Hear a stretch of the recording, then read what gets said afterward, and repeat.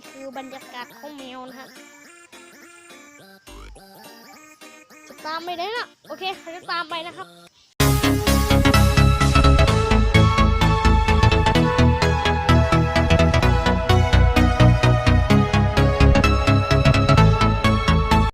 โอเคนะครับเราก็จะตั้งกล้องไว้นะครับเดี๋ยวมันจะทำอะไรบ้างนะฮะโอเคครับอันนี้มันได้ไหมเนี่ยรู้สึกแบบแม่งไม่มี